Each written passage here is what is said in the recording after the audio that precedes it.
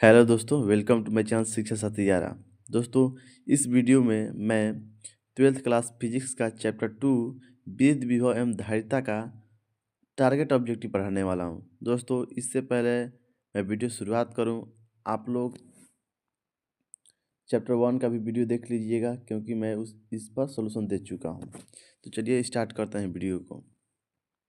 पहला क्वेश्चन यह कह रहा है कि आर दूरी पर रखे दो वैद्युत द्विध्रुव से बने निकाय विद्युत क्षेत्र स्थिति ऊर्जा का अनुक्रमपाती होता है। अनुक्रमपाती का मतलब होता है दोस्तों समानुपाती, प्रोपोर्शनल। ठीक है, तो यू किसके प्रोपोर्शनल होता है? तो आर क्यू का। ठीक है, आर क्यू P1 P2 का ऊपर डायरेक्ट प्रोपोर्शनल होता है। ठीक है, तो जब ये ऊपर की हो जाएगा तो क्या होगा? Are inverse 3। ठीक है, तो किसका अनुक्रमपाती हो जाएगा? आर इनवर्स 3, यानी बी सही इसका राइट आंसर हो जाएगा। दोस्तों आगे देखते हैं। दोस्तों क्वेश्चन है दोस्तों, किसी संधारित्र की धारिता निर्भर करती है। दोस्तों किसी संधारित्र की धारिता उसके प्लेट पर, उसके आकृति पर निर्भर करती है, उसके आकार पर भी निर्भर करती है, प्लेट के बीच अंतराल हो उस पर भी निर्भर करती है, लेकिन आवेश पर निर्भर नहीं करती है। इन तीनों पर निर्भर करती है। ठीक है, ये अंतराल पर भी निर्भर करता है, लेकिन प्लेट के आवेश पर कोई इसका निर्भरता नहीं है। ठीक है, इसलिए इसका सी आंसर हो जाएगा। कह रहा है 1 पिको फैराडे मात्रक होता है विद्युत धारिता का। क्या जगह? विद्युत धारिता का। फैराडे किसका मात्रक होता है? धारिता का होता है। 1 फैराडे बराबर कितना होता है आप लोग? 1 फैराडे बराबर कितना धारिता होता है, ये आप लोग कमेंट में बताइए। ठीक है, अगला है दोस्तों, एक गोलीय चालक धारिता 1 माइक्रोफैराडे है, उसकी त्रिज्या क्या होगी? तो उसकी त्रिज्या क्या होगी मेरे दोस्त? गोलीय चालक कैसे निकाला जाता है मेरे दोस्त? तो गोलीय चालक निकाला जाता है 4 pi epsilon naught into r, होता है ना। तो अब कह रहा है आर, त्रिज्या निकालने की बात कर रहा है, तो आर को इस तरफ ले लेंगे और इस सब को उस तरफ ले लेंगे। क्या हो जाएगा? 4 पाई एप्सिलॉन नॉट। तो 1 बाई एप्सिलॉन नॉट का मान कितना होता है? 1 बाई एप्सिलॉन नॉट का मान होता है 9 गुने 10 के पावर 9। तो क्या 1 बाई 4 पाई एप्सिलॉन नॉट की जगह पर 9 गुने 10 के पावर 9 रख देंगे और सी की जगह पर 1 माइक्रोफैराड है। ठीक है, तो इसको डाल लेते हैं पहले। तो क्या था? सी बटे था 4 पाई एप्सिलॉन नॉट। 1 भी एप्सिलॉन नॉट की जगह पर क्या रखेंगे? 9 गुने 10 के पावर 9 रखेंगे और गुने सी धारिता दिया 1 माइक्रोफैराड है, यानी इसको फैराडे में चेंज करेंगे तो क्या आ जाएगा? 10 के पावर माइनस 6 हो जाएगा। ठीक है, तो 9 गुने 10 के पावर क्या हो जाएगा? 3 हो जाएगा। हो जाएगा ना। देखिए तो ऑप्शन में क्या दिया? 9 दिया है, सिर्फ 9 दिया है, तो इसलिए इसका आंसर क्या हो जाएगा? 9 हो जाएगा, क्योंकि 3 पावर नहीं दिया है तो 9 हो जाएगा। ठीक है, इसका इसका आंसर क्या हो जाएगा? 9 हो जाएगा। आगे देखते हैं। अगला है दोस्तों, कह रहा है 6 माइक्रोफैराडे धारिता के 3 संधारित्र उपलब्ध हैं, उसके द्वारा न्यूनतम एवं अधिकतम धारिता क्या होगी? ठीक है, पूछे न्यूनतम और अधिकतम धारिता किसकी है। तो चलिए देखते हैं। ये 6 माइक्रोफैराड धारिता है, 3 संधारित्र है। कितने? 3। तो देख लेते हैं अधिकतम पहले कितना है। तो चलिए इस तीनों को हम लोग पहले क्या करते हैं? समांतर क्रम में जोड़ते हैं। ठीक है, समांतर क्रम में जोड़ते हैं। समांतर क्रम में डायरेक्ट जोड़ दिया जाता है, यानी 6 प्लस 6 प्लस 6 18, यानी ऐसे दिखाई जाए कि सॉरी, अधिकतम जो है 18 हो रहा है। और सी एस यानी से जब श्रेणी क्रम में जोड़ते हैं तो देखते हैं क्या होता है। तो 1/6 प्लस 1/6 प्लस 1/6 आसानी जोड़ा जाता है श्रेणी क्रम में। तो क्या आ जाएगा? 6 इसका एलसीएम हो जाएगा और 3/6 यानी कट कर 2 आ जाएगा टोटल। ठीक है, जब इसको तो ऊपर करेंगे तो 2। ये देखिए न्यूनतम 2 आ रहा है और अधिकतम कितना आ रहा है? 18। तो न्यूनतम और अधिकतम देख लीजिए, कोई ऑप्शन है? हाँ है। कौन है? तो सी नंबर ऑप्शन है। ठीक है, इस तरह से हम लोग करके देख लेंगे। आगे देखते हैं हम लोग। अगला है पैराविद्युतांक का स्थायी मात्रक क्या होता है। तो पैराविद्युतांक का स्थायी मात्रक कूलम्ब स्क्वायर पर न्यूटन मीटर स्क्वायर, यही होता है। ठीक है, आगे देखते हैं दोस्तों। अगर दो आवेशों के बीच की दूरी बढ़ाई जाती है तो उनके बीच स्थैतिक ऊर्जा क्या होता है?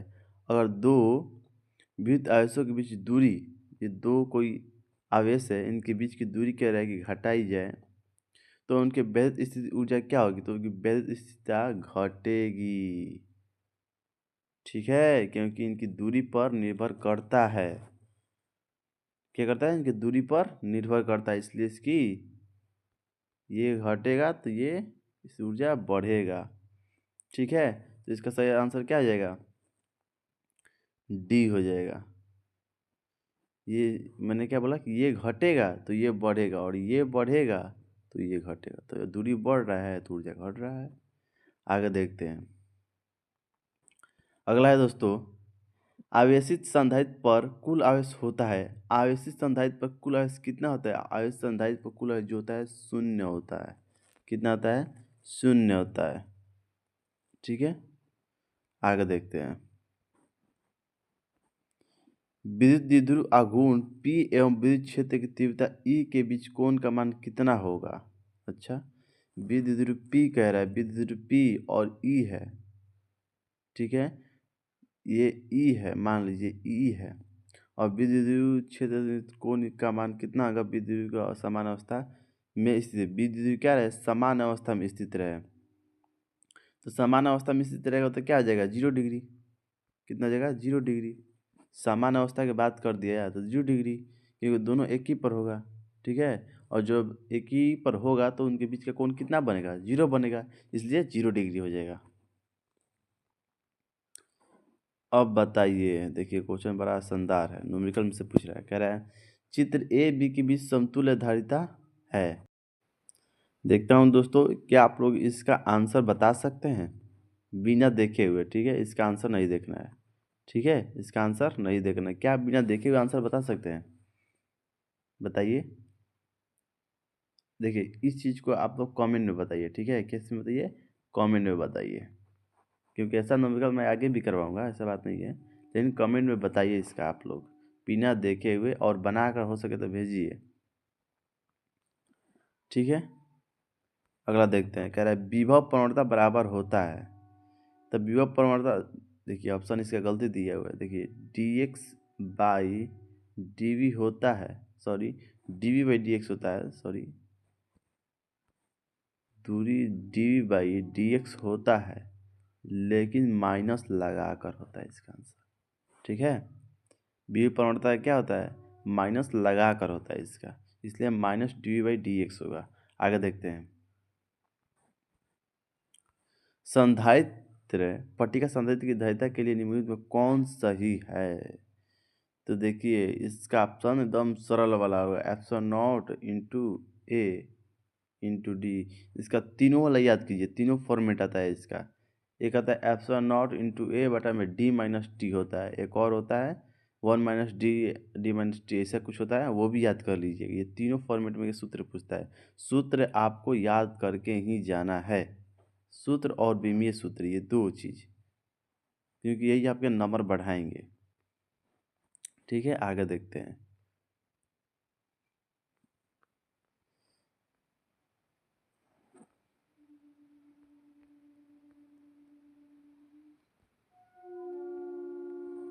देखिए एक बिंदु आवेश Q से r दूरी पर विद्युत विभव का मान क्या होगा? विद्युत विभव का मान क्या होता है? Q by r. Option A सही है, 1/4 Q बाई आर होता है। ठीक है, आगे बढ़ते हैं। आर त्रिज्या की पृथ्वी की विद्युत धारिता होती है। देखिए पृथ्वी जो होता है गोलाकार आकार का होता है। कैसा होता है? गोलाकार आकार का। और गोलाकार के कारण इसका धारिता क्या होता है? गोला का धारिता क्या होता है? किसी भी गोला का तो होता है 4 pi epsilon naught into r होता है। तो पृथ्वी कैसा है? गोलाकार है, तो इसके कारण धारिता क्या हो जाएगा? 4 pi epsilon naught into r. ठीक है, तो इसका सही आंसर बी हो जाएगा, बी। आगे बढ़ते हैं। विद्युत विभव बराबर होता है, देखिए विद्युत विभव किसके बराबर होता है, तो कार्य बटे आवेश के। ठीक है, किसके बराबर होता है, कार्य बटे आवेश, इसका जूल पर कूलम हो जाएगा। ठीक है, जूल पर कूलम हो जाएगा। बीमी सूत्र की बात की तो आप लोग देख लीजिए इसका बीमी सूत्र क्या होता है। ठीक है, बीमी सूत्र क्या होता है आप लोग देख लीजिएगा इस सब का। 1 फैराडे बराबर होता है, तो 1 फैराडे बराबर किसके बराबर होगा दोस्तों, एक की देखिए पहले धारिता का सूत्र क्या होता है, पहले ये देख लीजिए। धारिता यानी इसे सी से रिप्रेजेंट करते हैं धारिता को, सी से, और इसका फार्मूला होता है आवेश बटा में विभवांतर। ठीक है, और इसी को हम फैराडे कहते हैं। तो यही पूछे 1 फैराडे बराबर कितना कूलम पर वोल्ट होता है, तो 1 फैराडे बराबर 1 कूलम पर वोल्ट। 1 फैराडे बराबर कितना हो जाएगा, 1 फैराडे बराबर 1 कूलम वोल्ट हो जाएगा। तो इसका बी आंसर देखिए, तो इसका बी वाला ऑप्शन क्या वही है, हाँ वही है। ठीक है, तो इसका सही आंसर क्या आ जाएगा, बी। अब देखते हैं आवेशित चालक की स्थिति ऊर्जा कितनी होती है। तो आवेशित चालक की स्थिति ऊर्जा 1/T CV² होता है। एक और होता है 1/2 QV होता है। एक और होता है, उसका क्या होता है भाई, ये CV² हो गया, और उसका क्या होता है, उसका याद नहीं आ रहा है, पर तीसरा वाला सूत्र आप लोग कमेंट में बताइए। ठीक है, याद नहीं आ रहा है क्या था। देखिए किसी सूक्ष्म विद्युत ध्रुव के मध्य बिंदु से बहुत दूर, किसी सूक्ष्म विद्युत ध्रुव है, उसके मध्य बिंदु से दूर r दूरी पर विद्युत विभव समानुपाती होता है। बताइए इसका, कह रहा है, इस कहने का मतलब है कोई विद्युत ध्रुव है और इसके मध्य बिंदु से r दूरी पर, बताइए इसका विद्युत विभव कितना होगा। ठीक है, बताइए इसका विद्युत विभव कितना होगा, कितना हो सकता है। देखिए r दूरी पर जो विद्युत विभव का समानुपाती होता है r² के बराबर होता है, किसके, r² के बराबर होता है। फॉर्मूला क्या होता है इसका, फॉर्मूला होता है 1/4 पाई एप्सिलॉन नॉट, और यहाँ पर समथिंग, और यहाँ r²। देख रहे हैं कि ये डायरेक्ट किसके है, समानुपाती r² के। ठीक है, हाँ देखिए 1 स्टैट कूलम बराबर कितना कूलम होता है। ये कितना गड़बड़ाने वाला दिया, देख रहे हैं। एक आप लोग बताएं क्या मार कराते हैं, आप लोग ए वाला ऑप्शन मार कराते हैं, या फिर ये भी मार सकते थे, या फिर ये भी मार सकते थे, लेकिन इसका सही आंसर पता है क्या होगा, डी होगा इसका सही आंसर। क्यों, देखिए 1 कूलम बराबर होता है, 1 कूलम अगर मैं सबको मिटा कर देखूँ तो 1 कूलम जो बराबर होता है 3 × 10⁻⁹ स्टैटिक कूलम होता है। ठीक है, 9 स्टैटिक कूलम। आपसे पूछ रहा है 1 स्टैटिक कूलम बराबर कितना होता है, 1/3 × 10⁻⁻, ऊपर जाएगा तो -9 हो जाएगा, और यही ऑप्शन डी में दिया है। ठीक है, ये डी में दिया है, तो इसका आंसर क्या हो जाएगा, डी हो जाएगा। ध्यान रखिएगा, ये सब बहुत गड़बड़ा कर पूछता है। हाँ, अब देखते हैं 20 नंबर प्रश्न। यदि दो सुचालक गोले अलग अलग आवेशित करने के बाद परस्पर जोड़ दिए जाए, दो सुचालक गोले हैं, ठीक है, अलग अलग आवेशित में, यानी इस पर अलग अलग चार्जेज है, और इनको जोड़ दिए जाता है। ठीक है, तो बताइए इन पर क्या प्रभाव पड़ेगा। तो चलिए पढ़ते हैं क्या प्रभाव पड़ेगा। दोनों गोलों की ऊर्जा संरक्षित रहेगी, क्या दोनों गोलों की ऊर्जा संरक्षित रहेगी, नहीं। ठीक है, हाँ रहेगी। दोनों का आवेश संरक्षित रहेगा, देखिए ये वाला ऑप्शन गलत है। ठीक है, दोनों का ऊर्जा संरक्षित नहीं रहेगा, आवेश संरक्षित रहता है। ठीक है, और तीसरा नंबर ऑप्शन है ऊर्जा आवेश दोनों संरक्षित रहेंगे, जब यही वाला गलत है, तो ये वाला सही कैसे हो सकता है, क्योंकि इसमें तो आ गया ये ऊर्जा और ये तो है ही नहीं। तो बचा ऑप्शन क्या है, बी बचा, बी द करेक्ट आंसर दोस्तों, बी द करेक्ट आंसर। अगला देखते हैं हम लोग, एक प्रोटॉन को 1 वोल्ट विभवांतर से त्वरित किया जाता है, कितने, 1 वोल्ट विभवांतर से, इसके द्वारा ग्रहण की गई ऊर्जा का क्या। देखिए सवाल में दिया गया है 1 वोल्ट विभवांतर, ठीक है, क्या 1 वोल्ट, यानी आपका विभवांतर दिया है 1, ठीक है, 1 वोल्ट। और देखिए जो प्रोटॉन पर आवेश होता है कितना होता है, 1.6 गुना 10⁻⁻19 होता है, जो कि ई के बराबर होता है, 1 इलेक्ट्रॉन के बराबर होता है, ठीक है। तो अगर यहाँ से टोटली देखा जाए संपूर्ण तरीके से, तो ऊर्जा निकालने का फॉर्मूला जो होता है, या कोई भी ऊर्जा हो, तो इसका फॉर्मूला जो ईवी हो जाता है, क्या ईवी, ईवी बोलिए या क्यूवी बोलिए, बराबर है, ठीक है। तो ईवी का मान 1 है, क्योंकि 1 इलेक्ट्रॉन का बराबर है, कितने, 1 इलेक्ट्रॉन के, तो 1 हो जाएगा, ठीक है, 1। और विभवांतर तो वोल्ट आपका 1 दिया ही है, तो 1 1 मल्टीप्लाई 1, तो क्या आ जाएगा इसका आंसर, 1 इलेक्ट्रॉन वोल्ट हो जाएगा, 20 का सही आंसर हो जाएगा, ठीक है, 20 का सही आंसर हो जाएगा। 22 नंबर कह रहा है आपसे, आर त्रिज्या के एक गोलाकार चालक को क्यू आवेश दिया जाता है, ठीक है।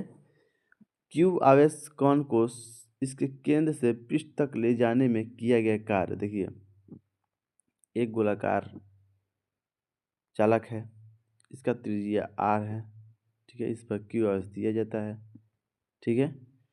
और कह रहा है कि आर दूरी से, कोई आर दूरी से बताइए इसके केंद्र की ओर लाएंगे हम लोग, तो इसकी जो किया गया कार्य क्या हो जाएगा। तो देखिए इसके द्वारा किया गया कार्य क्या हो जाएगा, शून्य हो जाएगा, ठीक है, शून्य हो जाएगा, क्योंकि केंद्र की ओर कोई भी सतह से अंदर लाने पर इसका कार्य क्या हो जाता है, शून्य हो जाता है। देखते हैं ऑप्शन क्या है इसका, देखिए शून्य दिया है इसका, तो इसका शून्य हो जाता है, ठीक है। केंद्र की ओर, केंद्र में या केंद्र या सतह के अंदर लाने पर उसका कार्य क्या हो जाता है, शून्य हो जाता है। चलिए आगे देखते हैं हम लोग, आगे जब परीक्षण आवेश को अनंत से किसी विद्युत ध्रुव के लंब अर्धक के दिश लाया जाता है, लंब अर्धक, तब किया गया कार्य क्या हो जाता है, ठीक है। देखिए कह रहे हैं, फिर से देख लेते हैं, जब परीक्षण आवेश को अनंत से किसी विद्युत ध्रुव के लंब अर्धक के दिश लाया जाता है, तब किया गया कार्य क्या हो जाता है। देखिए अनंत दूरी से लाने की बात कर रहा है, और लंब अर्धक सबसे पॉइंट है कि लंब अर्धक ला रहा है, ठीक है। तो आप लोग कार्य निकालने के लिए तो ये वाला फॉर्मूला कहीं ना कहीं यूज करेंगे, कॉस थीटा, ठीक है। और कॉस थीटा का लंब अर्धक लगाया तो कॉस थीटा का मान क्या हो जाएगा, 90 डिग्री, और कॉस 90 डिग्री का मान क्या होता है, 0 होता है, तो संपूर्ण कार्य का मान क्या हो जाएगा, 0 हो जाएगा, यानी इसका सी आंसर हो जाएगा, ठीक है। आगे देखते हैं, एक इलेक्ट्रॉन तथा एक प्रोटॉन एक दूसरे से समीप आ रहे हैं, एक इलेक्ट्रॉन है और एक प्रोटॉन है, एक दूसरे क्या आ रहे हैं, समीप आ रहे हैं, ठीक है। इस निकाय की स्थिति ऊर्जा क्या होगी, समीप आ रहे हैं तो दोस्तों इस निकाय का जो स्थिति या गति जो है शून्य हो जाएगी, ऐसा क्यों दोस्तों, ये जो आ रहे हैं अपने एक दूसरे के नज़दीक, ये कार्य करते हुए आ रहे हैं और कार्य कर रहे हैं, तो जरूर इनका ऊर्जा क्या होगा, धीरे धीरे बाहर चला जाएगा, खत्म होता चला जाएगा, ठीक है। आप काम करिएगा, मैंने कहा कि जाइए आप ईंट ईंट तोड़िए, तो आप एक ऐसा समय आएगा जब आप थक जाएंगे, आपकी ऊर्जा खत्म हो जाएगी। तो यही तो काम कर रहे हैं, ये आप एक दूसरे के पास आ रहे हैं, तो क्या इनकी ऊर्जा खत्म होती जा रही है, क्या होती जा रही है, खत्म होती जा रही है। अगर यही मैं जा कर लाता ना, मैं इसे ढकेल कर लाता, तो मेरी ऊर्जा इनकी ऊर्जा में ट्रांसफ़र हो जाती, और इनकी ऊर्जा बढ़ जाती, लेकिन मैं तो नहीं ले रहा या कोई किसी बाह्य कार्य नहीं कर रहा है इस पे, ये खुद आ रहे हैं, इसलिए इसका इनका ऊर्जा नष्ट होती चली जाएगी, खत्म होती चली जाएगी, घटती चली जा रही होगी। तो ये आंसर हो जाएगा इसका। आगे देखते हैं दोस्तों। आगे है मेरे फ्रेंड्स, आर दूरी पर स्थित दो बिंदु आवेश प्लस क्यू के बीच एफ बल लग रहा है, ठीक है। यदि एक आवेश स्थिर हो तथा दूसरा आवेश चारों ओर आर त्रिज्या के बीच चक्कर लगाए तो चक्कर में कृत कार्य होगा। देखिए कहने का मतलब क्या है इसका। कह रहा है प्लस क्यू, एक और प्लस क्यू है, ठीक है। थोड़ा और छोटा कर लेता हूँ इसको, अपने कलर को, ठीक है। हाँ अब ठीक है। देखिए प्लस क्यू है, प्लस है, एक और प्लस है, ठीक है। इनके बीच कितना बल लग रहा है, एफ बल लग रहा है। अब कहता है कि एक स्थिर हो, कोई एक आवेश जो है स्थिर हो और दूसरा आवेश क्या हो, चक्कर काट रहा हो, ठीक है। दूसरा क्या हो, ऐसे चक्कर काट रहा हो। तो बताइए किया गया कार्य क्या हो जाएगा, और इनके बीच क्या कितना बल लग रहा है, एफ बल लग रहा है। दोस्तों आप लोगों को पता है कार्य निकालने के लिए हमें क्या करना पड़ेगा, डब्ल्यू बराबर एफ एस कॉस थीटा निकालना पड़ेगा। थीटा का मान क्या हो जाएगा, देखिए बार बार देखिए विस्थापन यहाँ पर क्या हो जाए, बार बार शून्य हो जाएगा। ऐसा कभी मान लीजिए यहाँ पर कभी स्टार्ट किया, यहाँ से स्टार्ट किया, तो कभी ना कभी क्या होगा कि ये अपने पथ पर दोबारा वहीं पर आएगा जहाँ से शुरुआत किया था। तो इसका एस का मान क्या हो जाएगा, ये विस्थापन या दूरी का मान जो हो जाएगा शून्य हो जाएगा। इसलिए एफ गुण शून्य इजक्वल टू ऑल शून्य, ठीक है। तो इसका मान क्या हो जाएगा, शून्य हो जाएगा। ज़्यादा दिमाग लगना नहीं है, बस ये शून्य हो जाएगा। इसका सही आंसर डी हो जाएगा बस।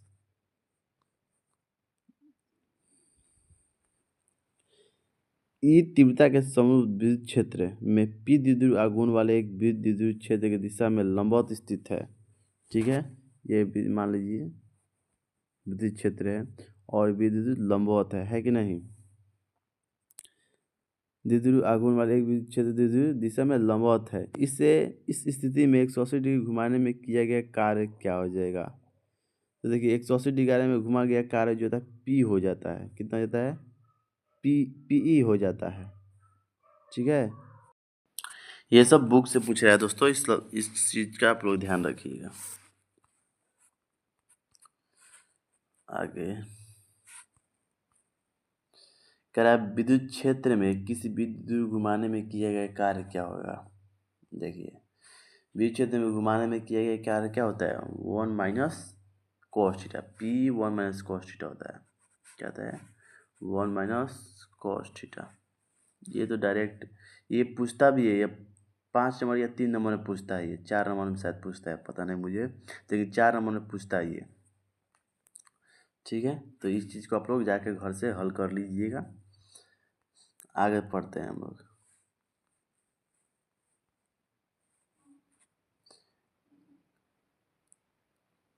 कह रहा है 8 माइक्रोकूलम 12 माइक्रोकूलम के दो बिंदु आवेश वायु में 10 सेंटीमीटर दूरी पर रखा गया स्थित है। इनमें 4 सेंटीमीटर निकट घिसकाया जाए तो किया गया कार्य क्या हो जाएगा। तो देखिए Q1 दिया है आपका, Q1 की बात किया जाए तो Q1 दिया 8 माइक्रोकूलम, माइक्रोकूलम को बदलने किस में, कूलम में, 10 के पावर -6 हो जाएगा। Q2 दिया आपका 12 गुने 10 के पावर -6, और R1 दिया है आपका 10, यानी कितना आएगा 0.10 सेंटीमीटर। इसको मीटर में बदलने के लिए क्या करेंगे हम लोग, 0.01 हो जाएगा इसका, ठीक है। और 4 सेंटीमीटर दिया है, नहीं 0.1 हो जाएगा दोस्तों, 0.1 सॉरी 0.1 हो जाएगा, और 4 सेंटीमीटर दिया है 0.04 हो जाएगा इसका। अब आगे देखते हैं, कह रहा है कि कार्य क्या हो गया, डब्ल्यू बराबर क्या होता है, 1/4πε0 Q1 Q2 R/1/R2 minus 1/R1, ठीक है। अगर और यहाँ पर 1/4 का मान रख दीजिएगा, Q1 Q2 का मान रख दीजिएगा और R2 माइनस R1 रखिएगा। तो इसका आएगा कितना, इसका आएगा अगर गुना भाग करिएगा तो 5760 गुना 10⁻³ आएगा। इसको हल करिएगा तो 5.76 जूल आ जाएगा, यानी 5.8। ठीक है, कितना आ जाएगा, 5.8। आगे बढ़ते हैं। एक धनावेश को निम्न से विभव के क्षेत्र से उच्च विभव के क्षेत्र में लाया जाता है। आवेश की स्थिति ऊर्जा क्या होती है, बढ़ती है। पीछे शायद ये 10-11 प्रश्न था।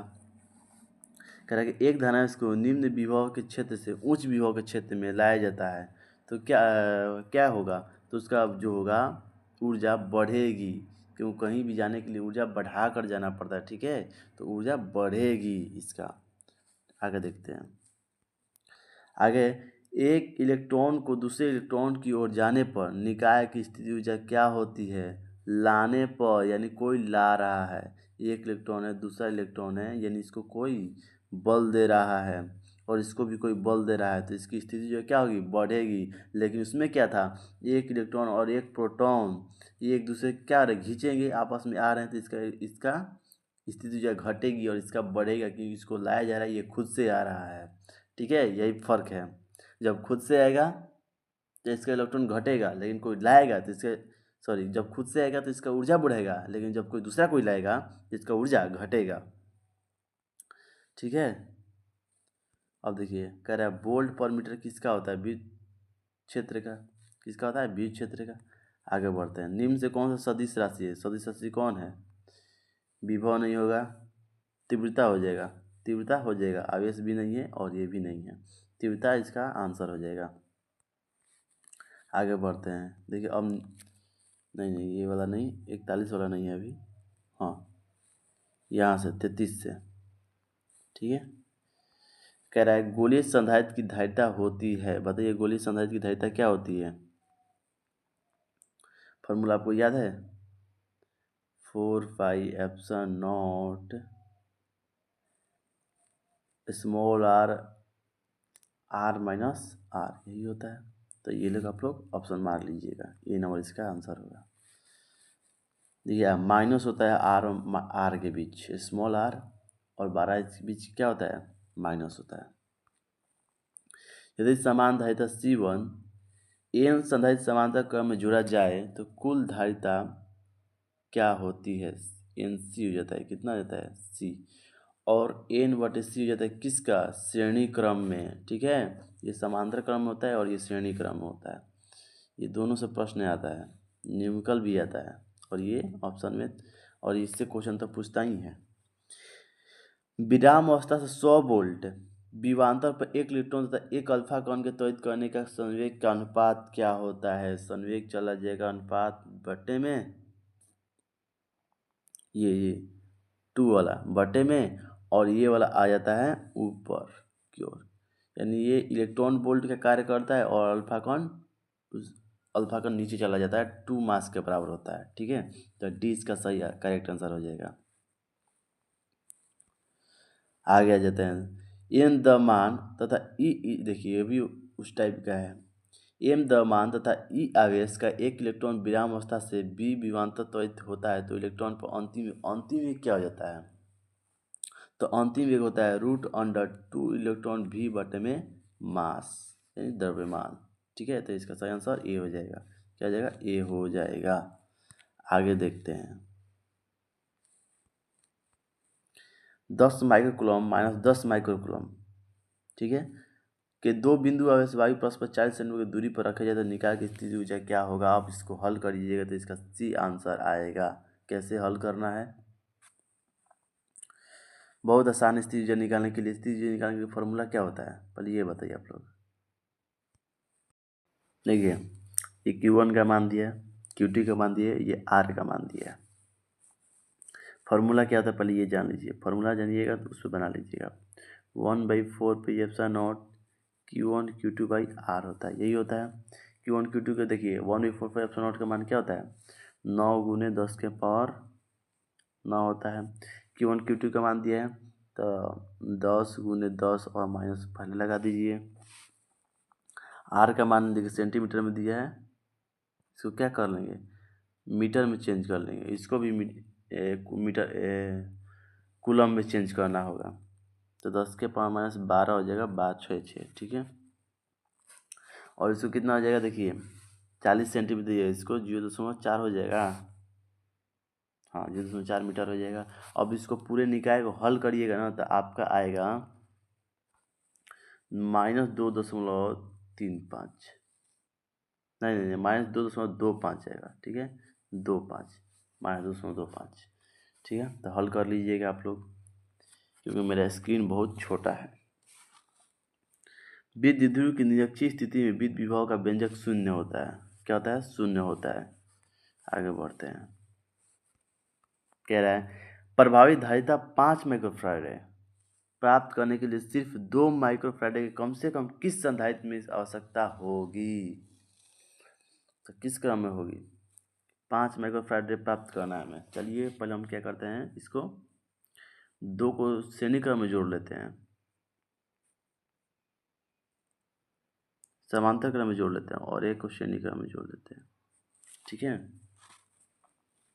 तो देखिए मान लीजिए यहाँ पर कम से दो माइक्रोफैराड कम से कम हो चाहिए, ये भी 2 माइक्रोफैराड है और ये भी 2, यानी ये दोनों जुड़ा जाएगा। यानी इसका अगर सीपी की बात की जाए तो 2 + 2 जोड़ा जाएगा, 4 हो जाएगा। और 4 यहाँ पर कितना है? 2 है, तो 4 है और 4 हो गया। और कह रहा है कि अभी कितने हम लोग जो है कितना 5 प्राप्त करना है ना, और कम से कम कितना जोड़ना है हम लोग को? 2 माइक्रोफैराड कम से कम जोड़ना है, यानी कम से कम 2, अधिक से अधिक कितना भी हो सकता है।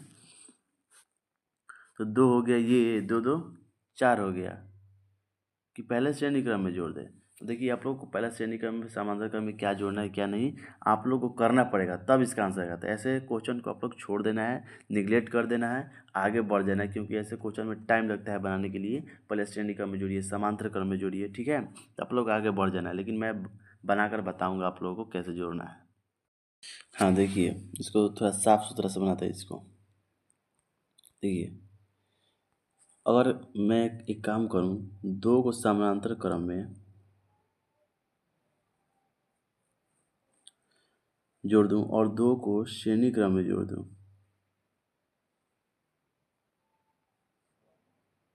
श्रेणी क्रम में जोड़, तब यानी 2 और 2 4 को मैंने ले लिया संधारित्र, ठीक है। जिसमें से 2 को समांतर क्रम में और 2 को श्रेणी क्रम में जोड़ा है। तो देखते हैं, देखिए यहाँ पर 2 है और यहाँ पर 2 है, तो सीधे से थी में क्या होता है, सीधे जुड़ जाता है, ठीक है। क्या होता है? सीधे जुड़ जाता है। 2 + 2 = 4 हो गया, इसमें 4। और देखिए टोटल कितना लगना है? प्रभावित धारिता 5 लाना है, ठीक है। तो इसमें 2 और इसमें 2, इसको जोड़ने का फॉर्मूला क्या होता है? तो 1/CS होता है, 1/2 और प्लस 1/2, यानी इसका टोटल आ जाएगा 1 आ जाएगा, ठीक है। कितना? 1 है, 4 है, कितना आ जाएगा? 5। देखिए हमारी प्रभावित धारिता कितनी गई? 5। कितने धारिता को जोड़ने पर? तो 4 धारिता को जोड़ने पर, इसका ए आंसर हो जाएगा, ठीक है। 4 धारिता को जोड़ने में इतना आ रहा है। आगे देखते हैं। देखिए 40 नंबर प्रश्न का आप लोग आंसर अपने एथी में कमेंट बॉक्स में बताइए, जब लेकिन मैं इसका आंसर आपको प्रूवली कमेंट में दे दूंगा, ठीक है। इसका आप लोग बताइए, सेम टू सेम वही है। पहले श्रेणी क्रम को इसको जोड़ लेना है, फिर इसको जोड़ लेना है, फिर इसको करके AC को जोड़ लेना है, फिर इसका आंसर आ जाएगा। इतना हिंट मैंने दे दिया आप लोगों को, काफ़ी है। 40 हो गया। अब आते हैं 41 नंबर। 41 नंबर देखते हैं हम। कह रहा है A B के बीच समतुल्य धारिता होगी, बताइए A है और ये B है, बताइए इनके बीच समतुल्य धारिता कितनी होगी। दोस्तों इसका फिगर ही ठीक नहीं है, अगर इसका फिगर ठीक नहीं है तो फिर कैसे होगा? मुझे लगता है यहाँ पर भी एक धारिता रखा गया, तो ठीक है पहले इन दोनों को जोड़कर देखते हैं। 3 ये समांतर क्रम है, तो 3 × 2 = 5 हो जाएगा, और प्लस हो जाएगा क्या? अब हम निकालेंगे क्या? अब CS निकालेंगे यहाँ पर, 1/CS यानी श्रेणी क्रम में, यहाँ पर क्या हो जाएगा 1/4, तो 5 हो गए 20 हो जाएगा, और हो जाएगा ना दोस्तों। हाँ, यहाँ पर 1/, हो जाएगा तो 20/9, इसका ए आंसर हो जाएगा। ठीक है, ठीक, सही है, ए आंसर हो जाएगा इसका। ठीक है, ए माइक्रोफैराड हो जाएगा इसका आंसर। कह रहा है परिपथ में दिखाई गई धारिता पर आवेश होगा।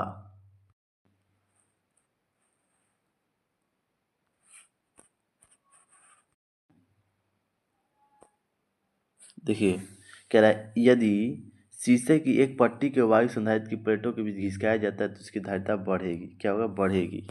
आगे आते हैं।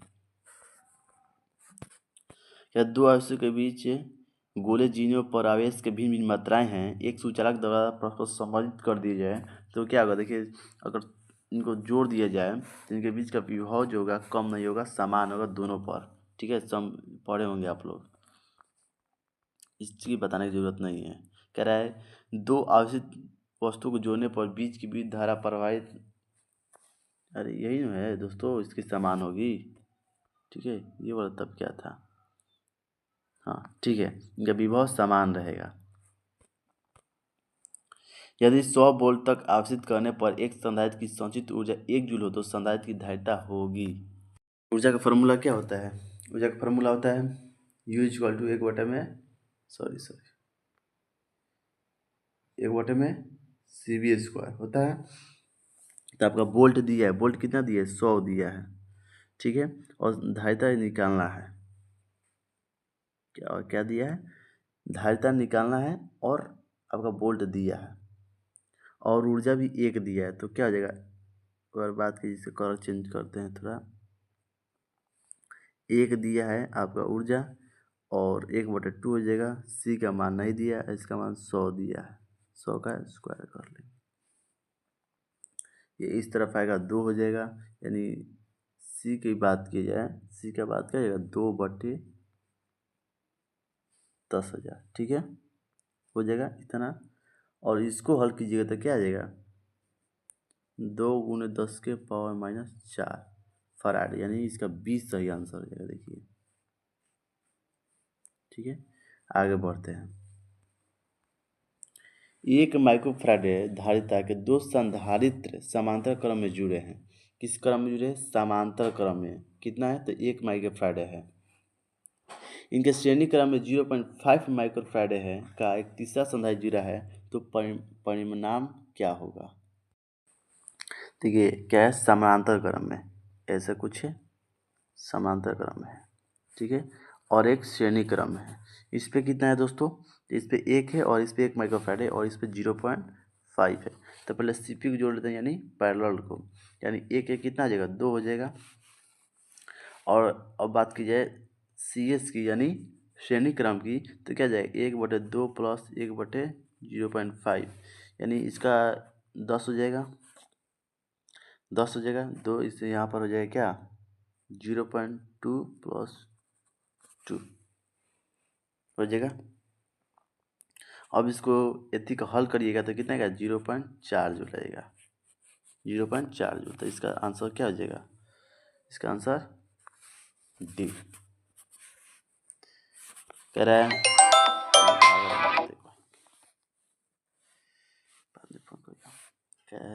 कह रहा है आवेशित संधारित्र पर संग्राहक पट्टिका और संग्रहक पट्टिका,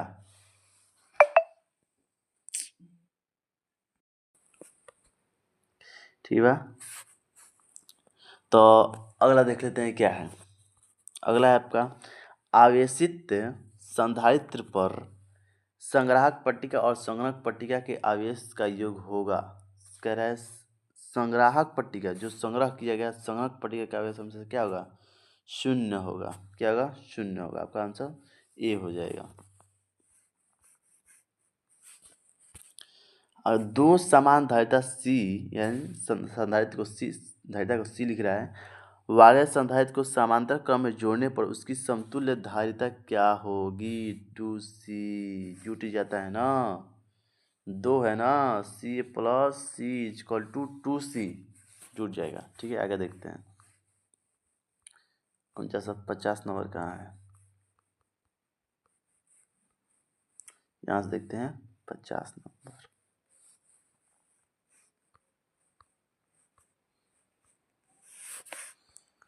ठीक है, कह रहा विद्युत धारिता का मात्रक क्या होता है?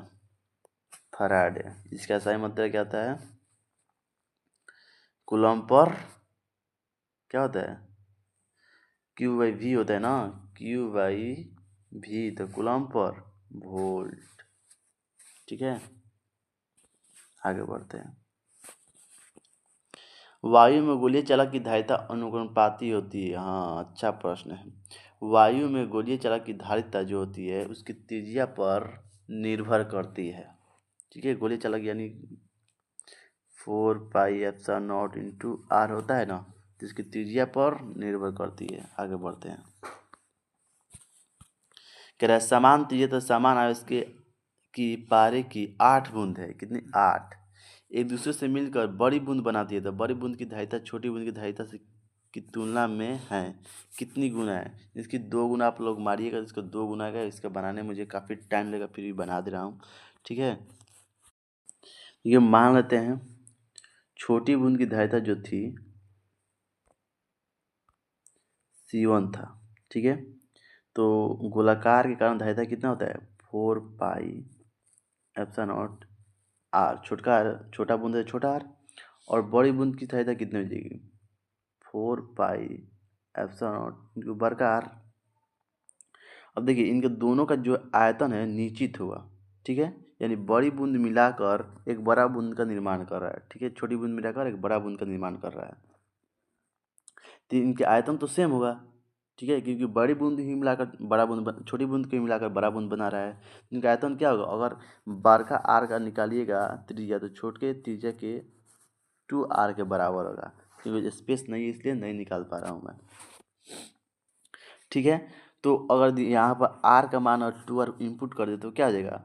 4πε0 2r। ठीक है, अब देखिए 4πε0 इंटू r किसका धारिता है? C1 का है, तो C2 बड़ी बूंद की धारिता है, तो इसके जगह पर C1 रख सकते हैं, और यहाँ पर 2 है ही पहले से ऑलरेडी। तो कितना आ जाएगा? देखिए ये C1 छोटी बूंद की धारिता है और ये C2 बड़ी बूंद की धारिता है। ठीक है, तो ये बड़ी बूंद की धारिता कितनी गुनी है? तो 2 गुनी है ना? 2 गुनी देखिए, तो 2 गुनी है, तो ये इसका आंसर क्या हो जाएगा? 2 गुनी। चलिए आगे देख लेते हैं आपको। कभी एक परावैद्युत समांतर पट्टिका संधारित्र की पट्टिका के बीच डाल देने पर धारिता का मान क्या होगा? तो धारिता का मान बढ़ेगा। क्या होगा? धारिता का मान बढ़ेगा। ये परावैद्युत थी है, पट्टिका है, इनके बीच का क्या डाल रहा है? इनके फिर से पढ़ रहे हैं। एक परावैद्युत समांतर पट्टिका संधारित्र की पट्टिका के बीच डाल दे रहा है, तो इनके बीच का जो एथी होगा धारिता होगा वो क्या हो जाएगी? बढ़ जाएगी, इंक्रीज कर जाएगा। ठीक है, क्या होगा? इंक्रीज कर जाएगा। आगे देखते हैं। 3 संधारित्र जिनमें प्रत्येक की धारिता C है। ठीक है, 3 संधारित्र है। कितने? 3 श्रेणी क्रम में जुड़े हैं। कैसा जुड़ा है? श्रेणी क्रम में। इनकी तुल्य धारिता क्या होगी? श्रेणी क्रम में जोड़े हैं तो दोस्तों निकालने का फॉर्मूला क्या होता है? 1/CS, यानी series C1 plus C3 plus C3 न होगा अब क्या। ठीक है, तो क्या है? श्रेणी क्रम में जुड़े हैं तो क्या हो जाएगा? 3 बटे क्या हो जाएगा? 3/C हो जाएगा। इसका सही आंसर क्या आ जाएगा? C। नहीं नहीं नहीं नहीं नहीं, अब इसको क्या करेगा? ऊपर की ओर ले जाइए, और इसको भी ऊपर की ओर ले, यानी C/3 हो जाएगा। ध्यान से B मत मार दीजिएगा। ठीक है, इसका आंसर C हो जाएगा। ठीक है, आगे देखते हैं। हाँ देखिए, वांडी ग्राफ जनित्र क्या होता है? वांडी ग्राफ जनित्र उच्च वोल्टता को रिप्रेजेंट करता है, यानी उच्च वोल्टता को बढ़ाता है, इंक्रीज करता है। आगे देखते हैं हम लोग। ये क्वेश्चन काफ़ी बढ़िया है दोस्तों। कह रहा है 125 एक समान बूंदों में से प्रत्येक को 50 वोल्ट विभव तक आवेशित किया जाता है। इन्हें जोड़कर नई बूंद का विभव होगा, मतलब इनके जोड़ने पर जो नई बूंद बनेगा उसका विभव क्या होगा वो पूछ रहा है। तो देखिए दोस्तों, इस क्वेश्चन को देखते हैं। देखिए एक बूंद पर एक विभव है, ठीक है। एक बूंद पर एक विभव है तो 125 बूंद है तो कितना विभव है? 125, ठीक है, 125। और ये विभव बड़ी वाली विभव के क्या होगा? बराबर होगा, क्योंकि 125 जो बूंदे हैं क्या बना रहे हैं? एक बड़ी गोला बना रहे हैं, और उसका इसके विभव उसके विभव के बराबर होगा। तो वही किया है मैंने, छोटी वाली बूंद का विभव बड़ी वाली बूंद के विभव के बराबर होगा। अब देखिए, चूंकि छोटी वाली बूंद जो है बड़ी वाली बूंद के बराबर है, तो इसका धारिता सॉरी इसका आयतन जो होगा, वॉल्यूम जो होगा, बराबर होगा। तो देखिए, छोटी वाली बूंद 125 है, इसकी धारिता कितनी है? 4πε0 r³ 4, सॉरी सॉरी सॉरी, ये नहीं होता है, एक सेकेंड एक सेकेंड एक सेकेंड एक सेकेंड, ठीक है। तो इसकी धारिता क्या हो जाएगी? 4/3 πr³। और इसकी धारिता किसके बराबर होगी? इसकी धारिता बड़ी वाली बूंद के बराबर, यानी बड़ी वाली बूंद क्या हो जाएगी? 4/3 बड़का r³, ठीक है। तो यहाँ से देखें तो ये कैंसिल हो जाएगा, ये वाला कैंसिल, यानी r जो होगा, बड़ी r की मात्रा छोटी r के कितने गुना हो जाएगी? 5। यानी r क्या रिप्रेजेंट कर रहा है यहाँ पर? r धारिता को रिप्रेजेंट कर रहा है, यानी c हो जाएगा, बड़ी वाली c की धारिता छोटी वाली कितनी बड़ी हो जाएगी? तो 5c के बराबर हो जाएगी। अब यहाँ पर याद रखिए c कितना है? 5c के बराबर है। कितना कहा था? बड़ी वाली c यानी बड़ी वाली धारिता छोटी वाली धारिता कितनी गुनी है? 5 है, ठीक है। और यहाँ पर देखिए इनकी धारिता, इनकी फॉर्मूले की बात की जाए तो 125 जो धारिता होगी किसके बराबर हो जाएगी? ये क्यूबी क्या है? यहाँ पर धारिता है, किसकी बराबर हो जाएगी? तो ये बराबर हो जाएगी 5 धारिता की, यही ना है। यहाँ पर 5 से 5 खत्म, 125 बार में खत्म, यहाँ से क्यूबी खत्म, यानी v इक्वल टू कितना हो जाएगा? 25 भी हो जाएगा, ठीक है। कितना हो जाएगा? 25 भी हो जाएगा। और v का मान दिया है कितना? आपका v का मान दिया है 50, यानी गुना करने पर कितना आएगा? 1250, यानी इसका आंसर डी हो जाएगा, ठीक है। इसका आंसर डी हो जाएगा। आगे बढ़ते हैं हम लोग।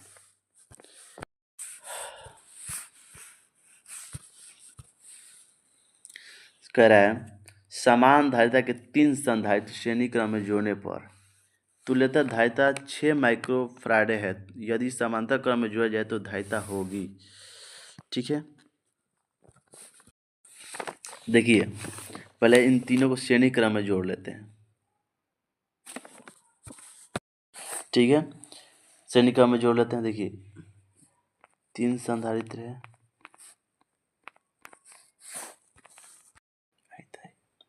ठीक है, श्रेणी क्रम में जोड़ लिया हमने।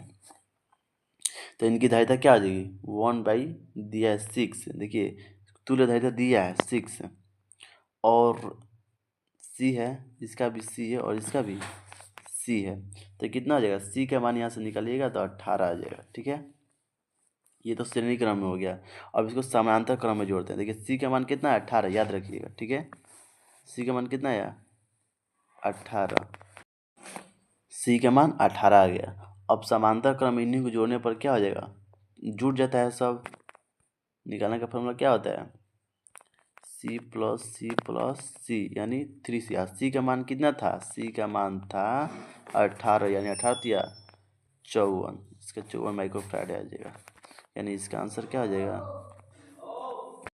इसका आपका सही आंसर हो जाएगा 18, 18 या 54, सॉरी 54 आ जाएगा इसका।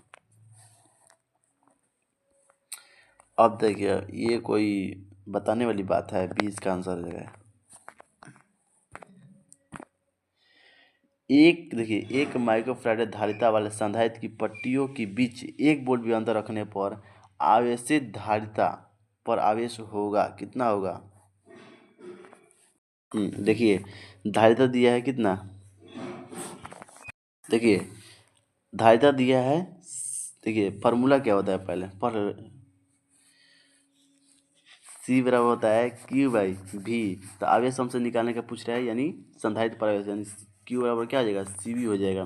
C का मान दिया है 1 और V का भी मान दिया है 1, यानी 1 × 1 = 1। इसका आंसर क्या होगा? 1 हो जाएगा। इसका B आंसर हो जाएगा। आगे देखते हैं इसको। देखिए ये भी काफ़ी शानदार प्रश्न है।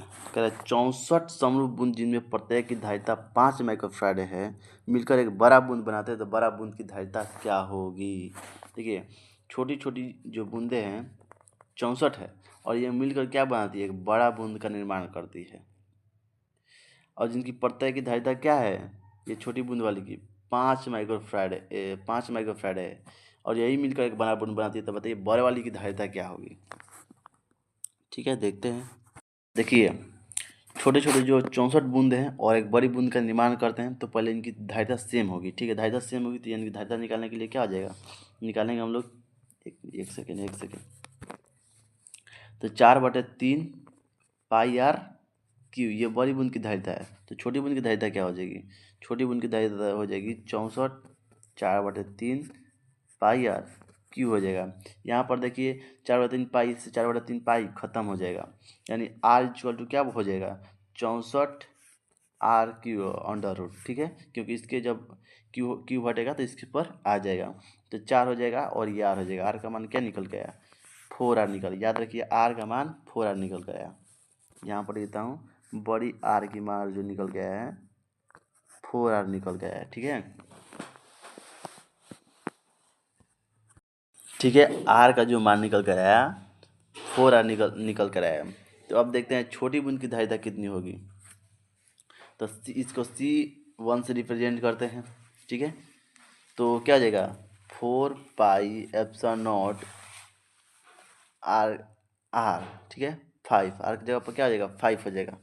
एक सेकेंड, यहाँ 5 इसलिए क्योंकि प्रत्येक बूंद की धारिता क्या है 5 है, यहाँ आर होगा। ठीक है 5 है तो इसी पर देख लेते हैं बड़ी बूंद की धारिता है। बड़ी बूंद को हम C2 से रिप्रेजेंट करते हैं तो बड़ी बूंद की धारिता क्या हो जाएगी, यानी C4 पाई बड़ी सी है 4 पाई एप्सिलॉन नॉट 4 आर की जगह पर 4 आर डालेंगे क्योंकि आर की जगह पर क्या है 4 आर है। तो यहाँ पर C2 क्या आ जाएगा, देखिए 4 पाई एप्सिलॉन नॉट का मान कितना दिया है 5 दिया है। देखिए यहाँ पर 5 दिया है ना छोटी बूंद की धारिता आयतन, तो इसका 4 × 5 माइक्रोफैराड यानी 4×5 = 20। ठीक है इसका 20 आंसर हो जाएगा। 20 ऑप्शन में दिया है देखिए तो हाँ दिया है। देखिए लास्ट प्रश्न है। कह रहा है कि किसी सामंता पट्टी के संरचना के दोनों प्लेटों के बीच एकांक आयतन में संचित ऊर्जा का मान क्या होगा। तो ऊर्जा का मान क्या हो जाएगा, ऑप्शन नहीं है क्या है इसमें, है डी में। देखिए डी में डी ऑप्शन इसका सही आंसर हो जाएगा। ठीक है डी, ठीक है डी हो जाएगा। तो दोस्तों यहाँ पर चैप्टर 2 ऑब्जेक्टिव खत्म होता है। मिलेंगे नेक्स्ट वीडियो में, तब तक के लिए जय हिंद। वीडियो को सब्सक्राइब करें, लाइक करें। जय हिंद।